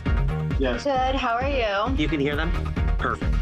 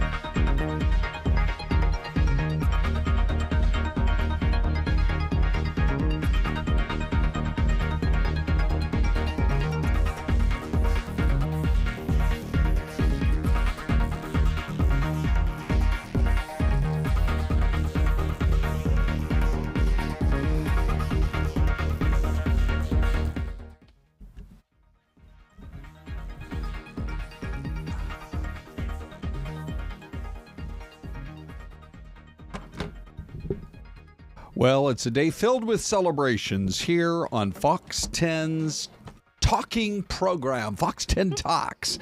Now every day from 10 a.m. till 12 noon. And we just love hanging out with you guys. We now, when we first launched, we had 30 minutes with Syleste and me in this little tiny booth, and now we have this nice big studio. And now from 11:30 to noon every day, Desiree joins. And so, Des, we gave away a bunch of T-shirts. I mean, I think by the dozens this morning at 10 a.m. sharp. Oh, and Big Dave, excited, I bet. I don't know, is Dave in the room right now? Is Dave wearing one? Okay, here's what they look like, everybody. Yeah, that is so cool. And there's a Bella with a Bella bomb. And the thing that's so cool about it, Dave, can you stand up or are you too, there you go. Look at that. Look at that right there. Now turn around. I Here's. was just going to ask, is there some, I'm a Fox 10 talker. Join the FTT family. Is that I love so that. cool? I was just going to say, I love a good T-shirt with like something cool on the back. Yeah. And I love that. Half the time you're walking the day or whatever. It was just like, ready? Here we go. It's open, and people were filling it out in big numbers. In real and time. Good. we quote unquote sold out within about 10 minutes. So we've already had a meeting with the boss. Mm-hmm. Are we getting more? We're going to get more T-shirts. Yeah, he came right into the studio. So you got to make the it's people happy. Going to, yeah, no kidding. And as the I guess as the word spreads about Fox 10 Melinda's Talks. coming for Dave though. She Really? goes, Dave, get that off right now. It's mine. Oh, right, sure. Well, hey. I mean, it's a great looking shirt. I don't know. Dave, who actually did the design on the shirt? Did you ever hear about that part of the story? I think it was our marketing team headed by a wonderful guy, Brian Bluvis. So big shout out to Brian. It was a team effort, though, to come up with the perfect design. We came up with that tagline, and everybody seems to love it. Yeah, it's really great. So we have no idea right now when the next batch will be in, but we will keep everybody updated. Just keep watching Fox 10 Talks Can every I put day. a request in?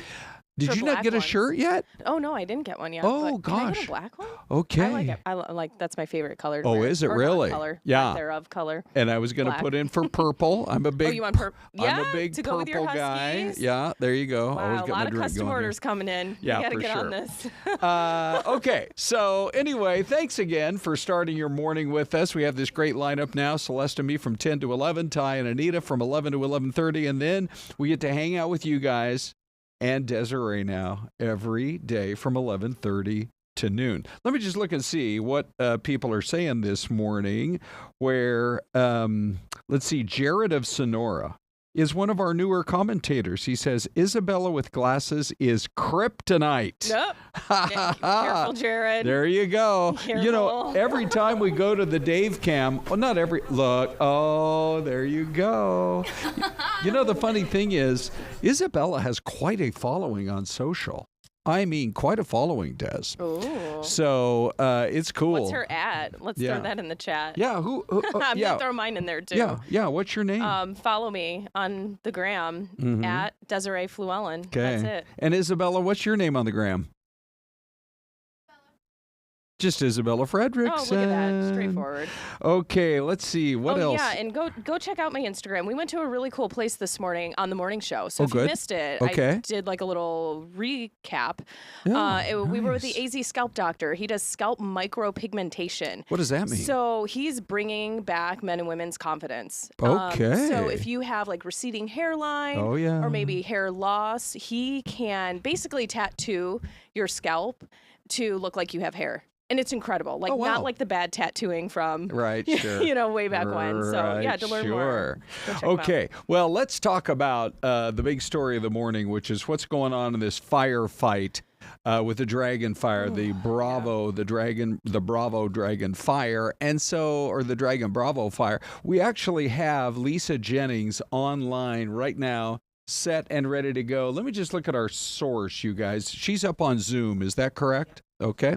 Let me go to Zoom right now. And Lisa is there. Lisa, who's that with you as well? Give us the introductions and tell us where things stand here at 11:30 in the morning. Yeah, good morning. So I'm Lisa Jennings, and this is my ASL interpreter helping share information to folks about the emergency response we have here on the Dragon Bravo fire. Excellent. So where do things stand? Yeah. Go As ahead. of this morning, we're sitting at 71,000 acres. Wow. Holy cow. And you guys, tell us how you do the mapping every day or every night that allows you to update that figure. So every night, the fire tends to reduce its activity. If you think about overnight hours, the humidity in the air goes up and the fire activity decreases. So typically around midnight, we're able to fly an infrared flight over, typically with a drone operation, and that maps the fire area. Our activity has been so intense overnight due to dry conditions that it's been very difficult to accurately map the fire overnight. And that's why you see that number as a more rounded number. About 71,000 acres is our estimate as of this morning. Wow, and that's got to be hard for all of you who respond to something like this, kind of breaking your heart in a way through those overnight hours, not getting much help. So right now, where does containment sit for you guys? And I'm sure you're obviously following the forecast pretty closely too. We had Crystal on earlier talking about gusts up to 20 to 30 miles per hour. So how does that impact things at this point in time? Now our containment is at 9%. This fire has been growing rapidly. Just yesterday, we saw an increase of 15,000 acres. We do have over 1,000 firefighters on the ground working to contain this fire, but in these extreme conditions with extreme fire behavior, it is incredibly difficult to stop its movement. So our strategies are more in protecting those values at risk and trying to slow the spread of the fire and direct it to areas where we can be more successful. You know, how confident do you feel, and I know you're in touch with guys that are more on the front lines, in terms of your ability to save the Kaibab Lodge? Right now, the most of the fire activity is east of the 67 road. So that's the road that takes you down into the north rim of the park, and the Kaibab Lodge is on the west side of that road. However, it's not totally out of the area of risk, but it is the focus of our operations. And we have an entire group of structure firefighters working around the clock night shift to ensure that as the fire would approach that area, that those structures are protected and that folks are evacuated in time. You know, I would imagine there have been fire-wise activities around all these buildings in the last several years. It's really sort of incumbent upon property owners, managers, et cetera, to do what they can to fire-wise their property and keep the kind of brush or tender dry material a little further away from the building. So assuming that all of that has been done, this crew that you have that specializes in saving especially a 100-year-old historic building like this, what exactly do they do in order to reach that goal? So it's a really interesting process that we do, and no matter what the structure is, the process is the same. The first step is to wrap the structure, and it's a high-tech wrap that actually kind of looks like an aluminum foil material. It's an aluminized wrap with a fireproof material on the inside. So you wrap the structure with that, step one. Step two is you dig a containment line around the area to ensure that that fire spread on the ground can't reach that building. And then step three is to set up a hose and sprinkler system on the roof so that any of those embers, which now are traveling up to a mile out front of the fire, if they were to land on the roof of the Kaibab Lodge, that sprinkler system would extinguish them. Those three things together are highly effective at protecting structures, even if they are in the path of the wildfire. Wow. Isn't that impressive, you know? Yeah. When I mean, so you guys you have to jump into action. I mean, how quickly? Because, I mean, to me, that sounds like that would take a lot of time to wrap a structure, install a sprinkler system. But this is something that's just what has to be done. Absolutely. And we were lucky because last week we did see those humidities higher. The fire area got about 1/10 of an inch of rain last week.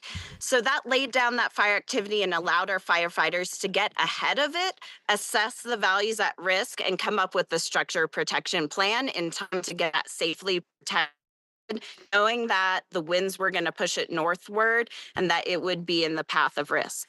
You know, when you talk about the path of risk and all of the manpower and all the effort that's on, I'm assuming that the reason that the lodge at the North Rim was lost was because that was almost, I mean, that was within when the lightning first struck and the fire first hit and the winds were howling, there just wasn't enough time to get manpower down there to do all the things that you're now doing for the Kaibab. Is that correct?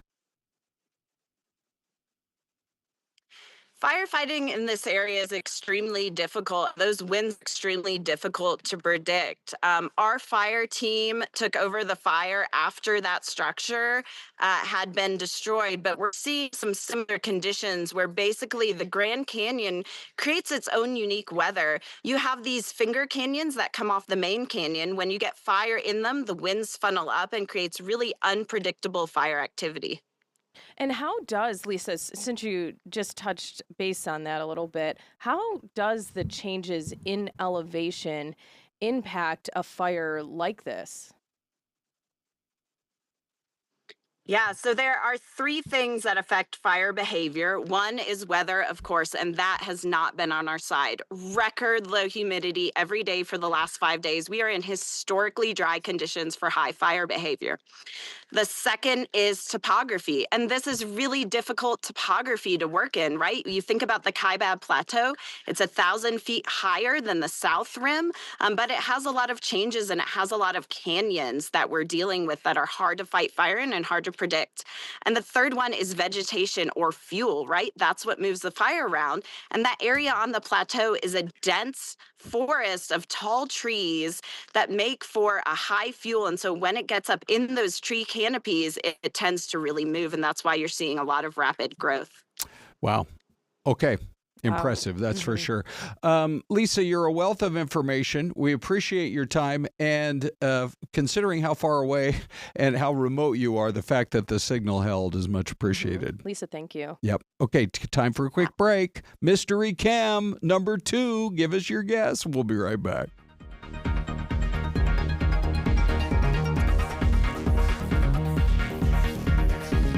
Considering she was probably around the Kaibab Lodge. Thank you guys, that was great. All right.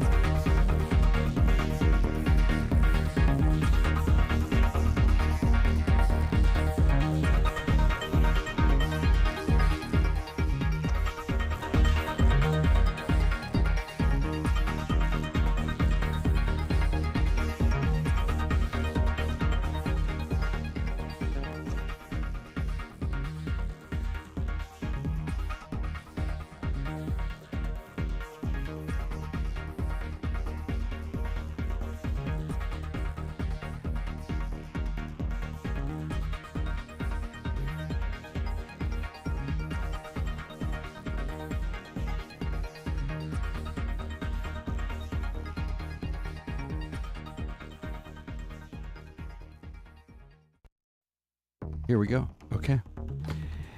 And welcome back, everybody. Okay, let's take a look and see if we're getting... Hey, there's Sherry, Nevada pup, talking about Pennsylvania. Husky Mom says Tennessee. I got Charles within Indiana. This is good. We love the fact that you guys are engaged. A lot of our commentators in the chat box are with us all morning long. We go straight at 10 right through till 12 noon. And by the way, at noon, you can stick with us because then we've got Fox 10 News at noon coming your way. So let's just see, Des. What kind of a guess do you want to give it? I was going to guess Mississippi. Okay. I kind of like Husky Mom's Tennessee. Okay. I like that too. I always think there is. I also think about Pennsylvania because there's a roundabout in Gettysburg, but I don't think that's that. So I'm going to go with Tennessee, and you're going Mississippi. I'm going to go Mississippi. All right, here she is, everybody, with the answer. A big Dave just came in and literally jotted it down. And so Port Washington was last hour, and then what does that say? Gettysburg. Oh, that's the Gettysburg one. Darn it, I was so close. Your first instinct. Yes. Always trust your gut. Yeah, for sure. Yeah, supposedly, as you look at there's a hotel on the circle there, and that is where Abraham Lincoln kind of put the finishing touches on the Gettysburg Address. Whoa. And wait, which one? Or is it? It's out of the camera shot. Yeah. Mm. But the cemetery, you can drive right up into the cemetery and take a look. There's Christina saying Gettysburg, PA, as a matter of fact. But that's where he dedicated the cemetery and gave one of the most famous speeches in American history. So, Des, we have been talking about the fact that for the most part, July was pretty calm around here. In fact, the temps were close to normal and some days even below normal. We can't complain. We cannot complain. It's better than what we've had the past 2 years. But, I've been looking, Fox has been doing a great job, both on Fox News Channel and on Fox Weather, just flashing these temperatures up of the feels like, the heat index temps in the 110 to 120 range in cities across the South. So we thought we would bring in Steve Bender. And let's see here. We've got Steve all set and ready to go to talk about it. Boy, this heat dome, Steve, seems like it's the real deal. It's a big deal. Hey, Ron, Des, thank you for having me on. I know you needed a fall guy, right? You were talking about, hey, your area, nice, and then you saw those hot temperatures. And what is going on with this intense heat? We know it's summertime, right? It's going to be hot. But when you get to 110 to 120 feels like, there is an impressive feeling to that, where even if you're down south and you're used to the heat, it's too much. I want to show you what the culprit is. I'm not the guy controlling it. It is a heat dome. You got a high pressure that's parked right over the south. And this is important to note because high pressure, we know that's going to create fair weather, calm conditions, stagnant skies, but it's also going to increase that humidity. And so you're going to get uninhibited daylight. It's going to be cooking all day long. And the dew points, that has been the biggest problem. You've been seeing them climb into the upper 70s. Lower to mid 80s. I know in Phoenix, you guys are used to the dry heat. You step in the shade, you cool off about 10 to 20 degrees. There is no cooling off in this unless you're getting inside and you're getting into the AC. So let's talk about some of the records that we have seen. I don't know if you, Ron or Des, have been to Tampa. I got family there. I grew up in Orlando and South Florida, so I'm familiar with this area, but they got to 100 degrees for the first time ever in recorded history. I know when we say it's going to be hot and we're talking about Florida in the summertime, you expect it to get, 90s. Yeah, it could get to 100 easily. No, for over 47,000 days plus. And we've been keeping records all the way back in 1890. This is the first time ever we've gone to 100 degrees. And that may seem weird, but it's all because of that dew point, right? The dew points actually moderate our temperatures. We're surrounded by water, the peninsula of Florida. But notice this. This is the first 100-degree tracker so far this year. Anytime during 2025, these are the spots that have hit 120 degrees. We've hit some labels. You've got the pink background. Notice how difficult it is to hit in the southeast. That's because of the dew points. Now, that doesn't mean that the feels-like temperature isn't north of 100. That's almost consistent. When we look at those record highs, this was earlier in the week on Monday. You'll notice it's not just the south, though. Look at the last one on this list. We had 35 records in total. McCook, Nebraska got to 105. That was just the air temperature. Feels like well north of 115. Ron, And Des, I want to ask you guys, have you guys ever heard of corn sweat? You guys heard about this? Corn sweat? No, Yeah. don't tell me the corn cobs are sweating. That's it. And you think about the Cornhusker Lord State, have mercy, Nebraska, not they the add to corn. 105. So corn sweat is this unique thing that can happen where Maybe the it'll make it plants, sweeter. we'll say corn for this example, they retain moisture, right? In the Yeah. corn cob itself or in the plant. And when it gets this hot, it's evaporating out and you create this sweat. It becomes even more muggy in the farmland, in those nearby areas. So it actually compounds that intense heat that you're feeling in the farmland, where normally you'd think it'd be able to absorb a little bit more. You're out of the urban landscape where it's radiating that heat. You guys know this in Phoenix, right? You touch any of that sidewalk. I mean, nobody's walking around barefoot, right? It's way too hot on the asphalt or on the sidewalks. And so you think about how with farmland, okay, maybe it's going to be a little bit cooler. You have the grass and the corn cobs, they are absorbing this heat. And instead they're releasing all of this, they're evaporating that sweat out, and it's even worse. So wanted to show you this one too, all the way up into Michigan. Number 2 on this list from early in the week, Muskegon, 91 degrees. So it is well beyond just the South. We've talked about 25 different states being under heat alerts. We had over 125 million people in this as well. And this is married to the time frame. So we know it's summertime. We know it's going to be hot, but this is where it gets excessive and where you have to avoid the afternoon, right? The heart of the day where it gets the worst temperatures. Right now feels like temperature leading the way. Needles, California, or I should say top air temperatures, 105. But I mean, out west, you're 3 hours behind, right? So we're looking at it's still morning time.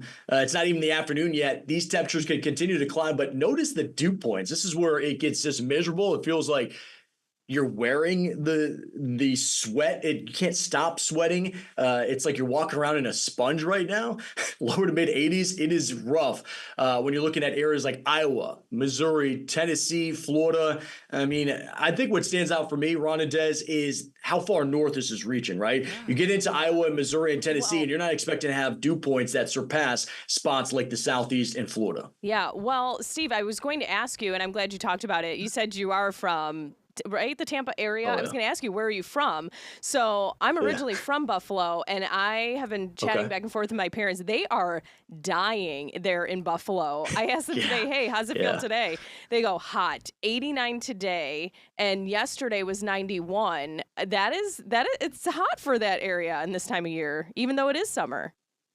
It's brutal. And Des, I think it's good that you bring up your parents, because we think about our family that live all around the country, and areas aren't necessarily adaptive to where this heat is. I don't know how your family is. Do they have air conditioning, or No, they do and just a lot the of swamp folks coolers? don't even have central air. My parents don't. They're like going out and trying to put units in the windows, and yeah, that's just not something that everybody has there, because generally summers are pretty comfortable. Yeah, they don't feel like this, right? This is the feels like temperature right now across the country as you and I are talking. I mean, we're getting close to 130 there in Kennett, Missouri. And so that's where it's almost just actually dangerous to be outside for any amount of time, exerting yourself. You think about people that have jobs that are outside. This is where normally when you start to see construction, they start doing overnight shifts, because you can't have people out. It's not safe at all to be outside. It's the summertime. We know families are off. They're getting out, especially in Missouri. You start thinking about Lake of the Ozarks. You think, okay, I'm going to go to the body of water to cool off, but you're exerting yourself that entire time. And why it's important to know, like, you see that air temperature, got to respect it. Wait till, later in the evening time and avoid this intense heat. Wow, Steve. Okay, thanks for your time. Man, he really spelled it out for us. Yeah. Great. Good job, I Steve. like you. And you called me Des. We can be friends. Yeah. Hey, I heard you and Ron talking about the traffic camera. You guys were trying to pinpoint it out. And I thought the same thing. I thought it had to be Tennessee or Mississippi. Yeah. And I was surprised it was getting there. So. Well, you're invited to play along any day, that's for sure. Steve. Okay. Nice. We have a chase going on. I know this is on Edge 4, but I'm just going to let you guys call it up because I don't have an Edge 4 button. This has been going on for quite a while in L.A., and we weren't going to go to it because it looked like it wrapped Steve. up. Great job. And sweet. Thanks, Des. Yeah, he stopped for a minute, so we were thinking it was over. And then all of a sudden, he took off out of there again. And, the cool thing now, they got the radar guns. They can tell he's only going 35 miles an hour.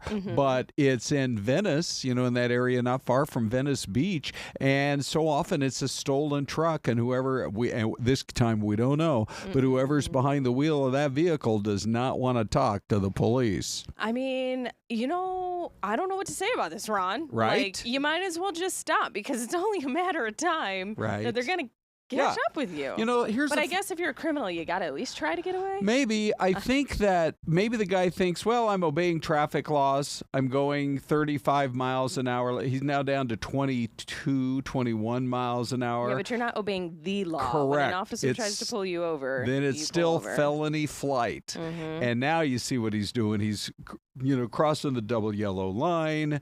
He's trying to get around Oh, he really swerved around that one right there. We don't know how many red lights. Somebody. What's that, Des? What? I said, hopefully he doesn't end up hurting someone, because that's the concern in, a case like this. Yeah. Okay, so for those of you who maybe have spent any time in Southern California, you may be familiar with this area. Lincoln Boulevard is the main road that he's going up and down, not too far from the ocean, right there at Venice. In Southern California, and you can see they got 2, 3 of those squad cars. Not sure if it's California Highway Patrol or probably more LAPD, since it's on a city street there. But we're going to keep an eye on it. He's got his 4-ways on. Yeah, I mean, look how slow he's going now, 18 miles an hour.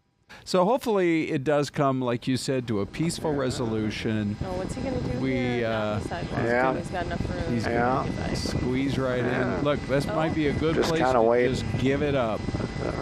Hopefully that's maybe the Prius will cut him off. It's always a Prius. I was going to say, might be a good opportunity to try to box him in, but here he's all right. taking off again. Just like yesterday, Des, our half hour comes and goes so quickly.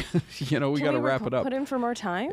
Sure. Who Except, we got to get right over to Ty and Anita for the new news. Yep. But anyway, great hanging out with you and great hanging out with you guys here. Thank you for watching Fox 10 Talks. We'll see you tomorrow.